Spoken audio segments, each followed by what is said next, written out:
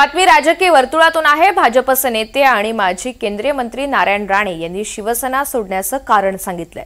बाळासाहेब ठाकरे हयातीत असतानाच नारायण राणे यांनी शिवसेनेला जय महाराष्ट्र केला होता। बाळासाहेब ठाकरे यांच्या नेतृत्वात मी काम केलं। साहेब गेल्यानंतर शिवसेना राहिली नाही, म्हणून मी तुमच्याप्रमाणे शिवसेना सोडून भाजपमध्ये असल्याचं नारायण राणे यांनी सांगितलं। जगातील सगळ्यात मोठा पक्ष भाजप आहे, देशात सत्ता भाजपची असल्याचं राणे म्हणाले।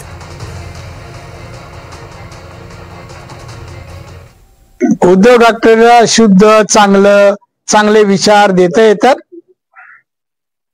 देशाचे गृहमंत्री आहेत म्हणा, देशाचे 370 बाळासाहेब ज्याच्या बोलेल ना रद्द ते त्या माणसाने आणि मोदीने कॅन्सल केलंय।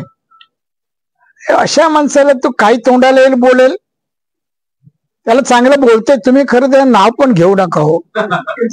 नाव घेण्या लायक पण नाही माणूस तो, विकृत माणूस आहे, विकृत। मी शब्द देतो आता।